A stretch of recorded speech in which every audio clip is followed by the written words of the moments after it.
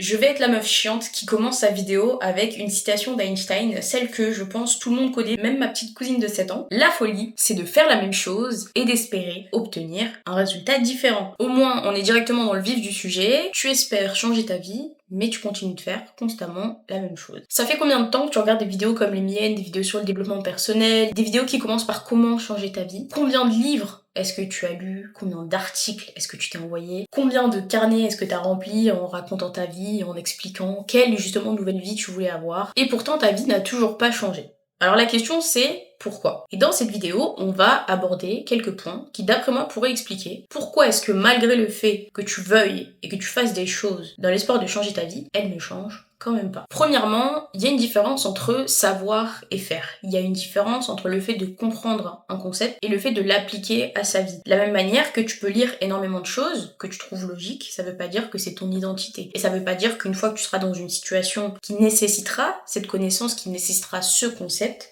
tu y penseras. Et c'est ça la différence entre le fait de vouloir être et le fait d'être. Souvent, on est à la recherche d'une réponse qui est parfaite, on est à la recherche du secret, alors qu'en réalité, c'est des informations qui sont en face de nous, c'est les informations les plus simples, celles qu'on évite. Parce que c'est à ce moment-là qu'il va falloir faire face à la solution, qui est en fait celle de devoir travailler, de devoir faire quelque chose. Il faut affronter les contraintes que tu as dans ta vie, il va falloir que tu adaptes cette solution au temps que tu as, à une situation qui ne te plaît actuellement pas, à ce que tu peux supporter, à la fatigue que tu endures déjà, et aux efforts qu'il va quand même falloir que tu fournisses. Je pense qu'il y a une distinction à faire entre regarder des vidéos de motivation, regarder des contenus qui te font penser que tu es productif ou productive et le fait de vraiment l'être. Ce n'est pas la même chose. Consommer, ce n'est pas produire. C'est pas parce que tu regardes ma vidéo que tu fais quelque chose de bien. Alors moi, je suis très contente que tu regardes ma vidéo. Mais ça veut dire que là, tu es en train de ne pas faire un travail que tu devrais faire. Parce que tout ce que je vais te dire, c'est des choses que tu sais déjà et que tu n'as pas besoin d'entendre une énième fois. Et pourtant, tu le fais. À chaque fois que tu regardes des contenus dans ce genre-là, des contenus qui te font penser que tu apprends quelque chose et pourtant qui sont très courts, ton cerveau libère de la dopamine. Et donc, ça te fait plaisir. Et ça va t'éloigner de plus en plus du fait de pouvoir travailler, de pouvoir te concentrer. Et je te dis ça parce que je suis passée par là, parce qu'il m'arrive encore d'y passer, ce qui est normal, mais le fait de te plonger dans une espèce d'illusion du fait que tu avances dans ta vie ne va pas t'aider. J'ai identifié 5 potentiels freins à pourquoi est-ce que tu restes dans cette situation, et donc on va parler français. La première distinction qu'on va faire, c'est consommer et progresser. Consommer des contenus qui ont l'air de t'enrichir intellectuellement et de t'enrichir dans ton mindset, ça te donne l'impression d'être en mouvement, ça te donne l'impression de faire quelque chose de positif sans vraiment avoir à travailler pour ressentir ce sentiment. En général, pour ressentir quelque chose de positif dans ce genre-là, pour être fier de toi, il faut que tu te poses et que tu travailles pendant un long moment. Alors que regarder ma vidéo, c'est bien plus facile, c'est bien plus passif. C'est facile d'enregistrer des TikTok et de te dire « Oh, ça c'est bien, ça faut que je le garde en tête ». C'est facile de retenir une citation et de la mettre en fond d'écran. C'est facile d'acheter des livres et d'avoir une collection et de la mettre dans sa story et de faire genre t'es un philosophe. Et c'est facile parce que, contrairement à toutes les autres choses faciles comme regarder des séries, sortir avec les copains, aller boire, etc., ça te donne vraiment une illusion du progrès. Mais c'est de la consommation. Tu es un produit et tu es en train de consommer quelque chose. Tu n'es pas en train de créer, donc tu n'es pas en train d'avancer. Tu es dans des sables mouvants et tu penses que parce que tu bouges, t'es en train de sortir. Alors qu'en réalité, si tu sais comment les sables mouvants fonctionnent, tu sais que t'es en train de t'enfoncer. Ce que je t'invite à faire pour pouvoir mesurer à quel point t'es en train de perdre ton temps et pour surtout pouvoir prendre du recul et te rendre compte de pourquoi est-ce que tu n'as pas ce que tu veux avoir malgré les efforts que tu fournis, c'est de regarder ton temps d'écran, de regarder combien de temps est-ce que tu passes à consommer des contenus sans jamais au final les utiliser pour produire, pour créer et pour réellement avancer. Et là, normalement, tu vas te rendre compte qu'objectivement, avec tout ce que tu consommes et le peu que tu crées, si tant est que tu le fasses, il est normal que tu n'avances pas et que ta vie ne change pas. C'est pas parce que tu regardes 10 vidéos de ma chaîne YouTube que t'as changé. C'est pas parce que t'as lu 5 livres en une semaine que t'as changé. Consommer c'est bien, consommer ça peut être sain, mais pas quand c'est la seule chose que tu fais. Ce que je t'encourage à faire, ce qui personnellement m'a énormément aidé, c'est le fait de passer ton temps d'abord à essayer de faire des choses qui te font avancer dans la vraie vie, faire un travail que tu devais faire depuis longtemps, rendre un devoir qu'on t'a demandé de rendre, apprendre tes cours, trouver un job, aider tes parents, aider tes frères et sœurs, aller à la salle de sport, faire quelque chose que tu devais faire, et derrière, tu peux consommer quelque chose. Et en fait, avec le temps, ce que je vais te demander de faire, c'est de plus créer que de consommer. Parce que en réalité, on est dans un monde, dans une société de consommation. Vu que tout est gratuit, le seul produit, c'est toi. Et ça, normalement, tu le sais. Avec toutes les vidéos, tous les livres, tous les articles et tous les gens avec qui t'as parlé. T'es censé le savoir. Ce qui veut dire qu'il va falloir, pour te dissocier de la personne que tu es aujourd'hui, que tu passes du côté créateur, du côté producteur, et que tu sortes du côté des consommateurs. Ça doit être ton focus numéro 1. L'action et non le fait d'être passif. Maintenant, on a le frein numéro 2, qui est le fait d'attendre le bon moment, et les perfectionnistes sont les professionnels du déni dans ce domaine-là. On a une multitude d'excuses. On a pour les parents, oh j'attends que les enfants grandissent, oh j'ai pas le temps. Pour les adolescents et les gens qui sont en études, oh non mais là j'ai encore un devoir à faire, non mais là avec les cours j'ai pas le temps, non mais en plus j'ai mon petit job à côté, c'est pas possible. On a les simples excuses des perfectionnistes, non mais c'est pas assez bien, faut vraiment que ce soit parfait. Non mais attends, il faut juste que je finisse ça là pour que ce soit logique, non mais attends, j'ai vraiment pas fini, je peux pas mettre ça là comme ça fait pas de sens, mais en fait je sais pas quoi faire, en fait je doute. Le moment où tout est parfait, le moment où les enfants sont grands et n'ont pas besoin de toi et tu n'as pas le sentiment que les enfants ont besoin de toi, le moment où les cours, ça y est, c'est fini, t'as tout fait, le moment où, en fait, t'as plus de job parce que t'en as plus besoin, tous ces moments que tu attends, le moment parfait, ça n'existe absolument pas. Le moment parfait, c'est maintenant, et si tu le fais pas maintenant, le deuxième moment parfait, c'est maintenant. Il y a une citation qui dit, le meilleur moment, je dis beaucoup moment, le meilleur moment pour planter un arbre, c'était il y a 20 ans, et le deuxième meilleur moment, c'est aujourd'hui. C'est exactement la même chose. Part du principe que le but, c'est de planter la graine le plus tôt possible. Le but, c'est que tu fasses ce que tu dis que tu vas faire le plus tôt possible. Faut pas que tu ailles regarder une énième vidéo, faut pas que tu lises un livre en plus, faut pas que tu comprennes en profondeur, faut pas que tu attendes en fait le week-end prochain, quand peut-être ta famille sera pas là, faut pas que tu attendes un moment plus propice, parce que tout ce que tu fais, c'est retarder le moment où tu vas le faire. On peut faire un constat très très simple. Si le moment parfait n'apparaît jamais, et qu'on fait ça pendant 5 ans, ça veut dire que dans 5 ans, t'es toujours dans la même situation. Pourquoi ? Parce que le moment parfait ne s'est jamais présenté. Donc là, on revient dans le présent. Si je te disais maintenant, est-ce que tu veux qu'on retourne dans le passé, il y a 5 ans, et qu'au lieu de te dire j'attends le moment parfait, on le fasse maintenant, qu'est-ce que tu me répondrais ? Tu me répondrais très probablement oui, parce que tu sais que en fait attendre 5 ans, ça ne sert à rien. Tout comme le fait d'attendre le week-end prochain, ça ne sert à rien, le fait d'attendre dans 2 heures, ça ne sert à rien, le fait d'attendre dans 6 mois, ça ne sert à rien. Et je sais que c'est une chose qui est compliquée à intégrer, parce qu'on part du principe que tout doit être parfait, qu'il y a un détail qu'on n'a pas saisi, mais la vérité c'est que les détails tu les saisis quand t'es en train de le faire. Le meilleur moyen d'apprendre quelque chose et de corriger quelque chose, c'est de le faire, de se tromper, de comprendre et de changer. Ça s'appelle l'itération. On n'est jamais heureux d'avoir attendu, d'accord ? Mieux vaut avoir des remords que des regrets. Le frein numéro 3, c'est le fait que tes rêves soient les rêves d'autres personnes. L'une des raisons pour lesquelles peut-être tu n'avances pas dans ta vie, c'est parce que tu as une image de la vie de tes rêves qui n'est pas du tout la tienne. Je te donne un exemple. Pendant longtemps, j'étais persuadée que je voulais faire de grandes études. J'en étais persuadée parce que j'estime être une personne intelligente, et que les personnes intelligentes, qu'est-ce qu'elles font ? Elles font de longues études. Pourquoi ? Pour le crédit, parce que ça prouve que ce sont des personnes qui travaillent dur et qui tiennent le coup et qui sont responsables. Alors qu'en réalité, ça c'est le rêve d'autres personnes. C'est le rêve des gens qui premièrement ont créé l'école. C'est le rêve, enfin plutôt le standard, je dirais pas le rêve, parce que les personnes qui ont créé l'école ne sont pas les personnes qui sont forcément allées dans cette école. Donc c'est le standard posé par certaines personnes qui pensent que c'est ça, un bon objectif. C'est aussi le standard posé par les adultes autour de moi, c'est le standard posé par tous mes camarades de classe. Mais la question c'est, est-ce que c'est mon standard à moi ? Est-ce que c'est mon objectif à moi ? Eh bien, il y a des fois, énormément en fait de fois, où tu n'arrives pas à aller au bout d'une chose parce que tout simplement tu n'es pas aligné avec cette chose. C'est-à-dire que t'as envie de devenir riche, mais est-ce que t'as vraiment envie de devenir riche ? Ou est-ce que t'as envie de devenir riche parce que c'est ce que tu vois partout, parce que tout le monde met en avant le fait qu'il faut de l'argent, le fait que ça te donne un statut social et ça prouve que t'as du pouvoir ? Est-ce que t'as envie de faire de longues études parce que c'est stylé, parce que t'as envie qu'on te valide, ou est-ce que t'as envie de faire de longues études parce que t'es une personne qui est studieuse ? Est-ce que t'as envie d'aller faire du sport parce que t'as envie de prouver aux gens que t'es super discipliné, etc., etc., et t'as envie de faire ce sport en particulier parce que c'est quelque chose qui te passionne ?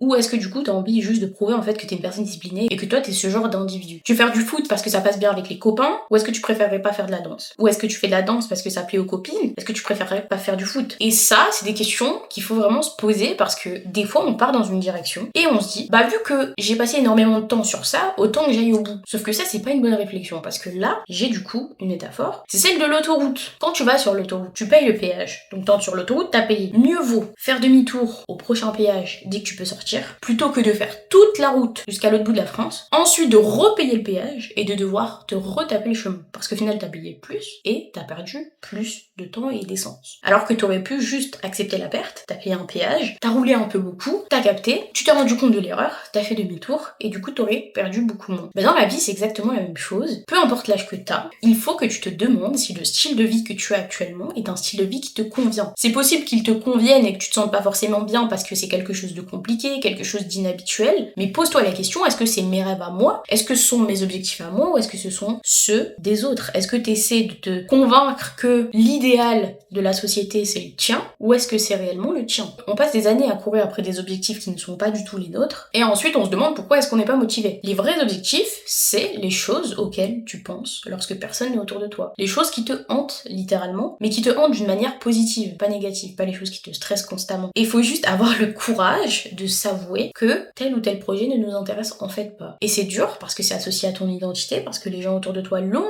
associé à ton identité. Et donc, si tu changes d'avis, quelque part, tu détruis, tu fractionnes l'identité que tu pensais avoir. Et ça fait très peur à l'être humain, mais mieux vaut arracher le pansement d'un coup. Franchement, c'est important et moi je suis très heureuse de l'avoir fait. Je t'encourage à le faire. Au début, ça fait peur, mais le moment le plus flippant, c'est le moment où tu t'en rends compte et où tu fais quelque chose pour changer la situation. Tu peux mentir aux autres, mais ne te mens pas à toi-même. Le frein numéro 4, qui est un frein qui m'a vraiment freiné dans ma vie pour le coup. J'étais une professionnelle de ça depuis que je suis petite, depuis peut-être mes 8-10 ans, je fais ça. Et évidemment, avec le temps en grandissant, j'ai commencé à comprendre que je planifiais plus que je n'agissais. C'est-à-dire que je me faisais tout un plan autour de ce que je voulais avoir, ce que je voulais faire. J'ai un exemple. Lorsqu'avec mon école, on prévoyait des sorties, donc des sorties qui allaient se passer dans 6 mois, j'étais tellement à fond dans la planification et non pas tellement dans l'action que je planifiais mon set de pique-nique, je planifiais la tenue que j'allais porter, je planifiais vraiment en fait tout ce que j'allais faire ce jour-là, même si la sortie était dans 6 mois. Parce que je savais pertinemment que j'allais pas avoir l'argent pour acheter le set de pique-nique, ni pour acheter ma tenue, et que la coiffure j'allais probablement pas la faire, parce que se réveiller à 7h du matin c'était suffisamment compliqué sans en plus essayer de coiffer mes cheveux. Donc je savais que tout ça j'allais jamais le faire. On peut faire ça à 8 ans, on peut faire ça à 10 ans, on peut faire ça à 12 ans, mais arriver à 18-20 ans, c'est quelque chose que tu ne dois plus faire parce que planifier c'est bien, attention. Si t'es une personne organisée, planifier ça va te permettre de gagner du temps, tu vois. Moi la première, j'ai plein de papiers partout, j'ai plein de rappels pour m'aider à garder le cap sur ce que je dois faire et ne pas les oublier parce qu'il y a beaucoup de choses qui se passent. Cependant, la planification, c'est de la procrastination pour la plupart. C'est juste une procrastination qui est socialement acceptable parce que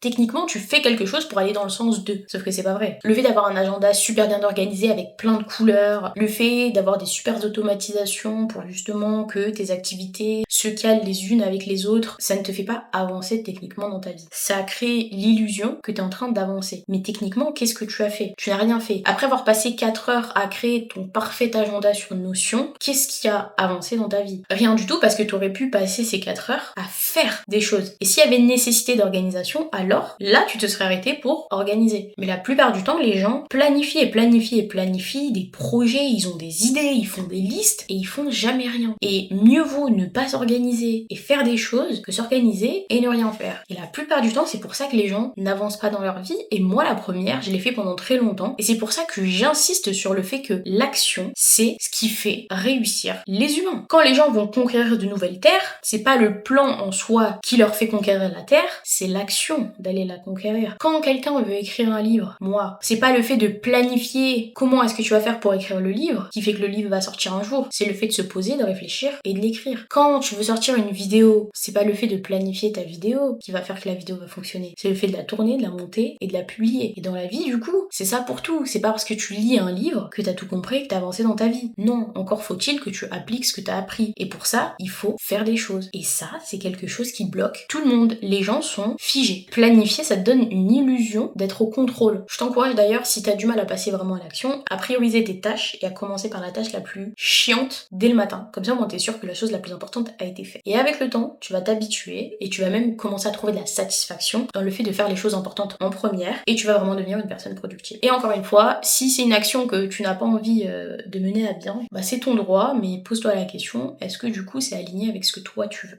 Et frein numéro 5, tu fuis l'inconfort. Parce que la vérité, c'est que le fait de progresser, c'est ennuyeux et c'est inconfortable. C'est pas quelque chose d'agréable. J'aime les vidéos YouTube, mais je vais pas te mentir, les préparer, les filmer, les monter, les publier, ça prend plusieurs heures. Et des fois, tout le temps, j'ai la flemme, mais je le fais quand même. Parce que du coup, je l'associe à mon identité, mais bon, ça c'est un autre sujet. Tout ça pour dire que le fait d'avancer, le fait de progresser, c'est chiant. C'est chiant parce que des fois, t'as de la motivation, donc des fois, t'es super chaud, tu te dis, allez, go, go, go, je suis trop déter. Mais la plupart du temps, tu le fais juste parce que tu dois le faire. Et on est à une époque où c'est presque insupportable, en fait, de se concentrer, d'être dans le calme et de devoir travailler. Parce que t'es sur ton téléphone, enfin déjà, t'as ton téléphone juste à côté de toi, donc t'as ton téléphone, tu vas sur TikTok, tu regardes des vidéos boum boum boum, hein, tu fais ça sur Insta, tu fais ça sur YouTube, ou alors tu regardes une vidéo YouTube, tu regardes une série, ou alors t'achètes de la bouffe, t'achètes du sucre, tu bois quelque chose de sucré, tu bois un café, tu bois un thé. En fait, tu peux faire tout ce que tu veux, sauf travailler. Et donc, déjà que travailler, c'est relou, là, ça devient encore plus dur parce que t'as un contraste énorme avec de la dopamine super facile d'accès et le travail que tu dois faire. En fait, on a toujours quelque chose pour fuir le vide que demande le fait de travailler. Suffit de recevoir une seule notification et ton bloc de 3h30 où tu devais bosser sur ton livre, ton devoir ou n'importe quel projet tombe à l'eau. Parce que tu vas avoir ton téléphone, tu vas avoir une notification, tu vas dire ah ouais vas-y, tu l'ouvres et puis tu pars sur autre chose. Quand moi j'écris mon livre, des fois, je me dis mais je peux fermer mon ordi et regarder une petite série, faire une petite pause, boire un thé. Évidemment, je le fais pas, mais la tentation est là. Travailler, c'est quelque chose qui, lorsque tu n'as pas l'habitude, lorsque tu n'as pas programmé ton cerveau à, est compliqué à faire. C'est pour ça que au plus tôt t'identifies pourquoi est-ce que tu veux faire les choses, est-ce que c'est pour toi, quels sont tes objectifs, au plus tôt tu commences à te détacher de cette dopamine qui est facile et rapide, au plus tôt tu t'habitues à faire des choses qui te permettent d'avancer dans ta vie. Parce que en réalité, c'est dans l'inconfort que tu grandis, c'est dans l'inconfort que tu avances. C'est juste de la logique. Là où tu es et qui tu es n'est pas là où tu veux être et qui tu veux être. Donc, pour devenir quelqu'un d'autre et avoir une vie différente, il va falloir que tu fasses des choses que tu n'as pas l'habitude de faire. Et donc, il va falloir que tu sois dans l'inconfort. Et ça va être compliqué, ça peut être facile si vraiment tu te tapes une grosse déterre. Le seul moyen pour toi de persister, même quand c'est difficile et inconfortable, c'est lorsque justement tu es dans un moment d'inconfort, de te dire je suis en train d'avancer. Là, c'est exactement le moment où je suis en train d'avancer. C'est le moment où je ne dois pas lâcher l'affaire parce que je suis en train justement de faire quelque chose de positif pour aller vers ce que je dis que je veux avoir. Il y a des gens qui font des petits challenges comme le fait de fixer leur mur pendant 10 minutes pour permettre à leur cerveau de se concentrer plus facilement sur une tâche où ils vont faire quelque chose. Ça te permet d'éviter de passer directement de la dopamine rapide à un bloc de travail. Justement, ça fait le contraire. Tu passes du fait de fixer un mur et de ne rien faire au fait de travailler, donc de faire quelque chose et de stimuler ton esprit. C'est des petits tricks, comme on appelle ça, qui permettent à ton cerveau de trouver intéressant le fait de travailler. Et c'est comme ça en fait que tu dois manipuler ton esprit parce qu'il y a que comme ça que tu vas pouvoir avancer. C'est normal d'être mal à l'aise face à l'inconfort, c'est normal d'être mal à l'aise face à quelque chose qu'on ne maîtrise pas, c'est normal d'être mal à l'aise face au fait d'avoir l'impression qu'on ne sait pas où on va, mais il faut que tu deviennes familier ou familière avec le fait d'être dans un environnement qui ne l'est pas. Normalement, dans ces 5 freins, il y en a forcément un qui explique pourquoi est-ce que tu n'avances pas dans ta vie. Donc, je te laisse me dire en commentaire lequel de ces 5 freins est, d'après toi, celui qui t'empêche d'avancer. Ce que tu as besoin de faire, c'est cette semaine de faire une chose différente de ce que tu as l'habitude de faire. Suffit d'un seul domino pour faire tomber tous les autres. Donc j'espère que cette vidéo t'aura aidé. Si ça t'a plu, je t'encourage à t'abonner si c'est pas déjà fait, à liker la vidéo, à la hyper, si vous pouvez hyper la vidéo, franchement ça m'arrange, parce que bon l'algorithme c'est un peu compliqué ces derniers temps. On s'attrape très prochainement pour une autre vidéo. Prends bien soin de toi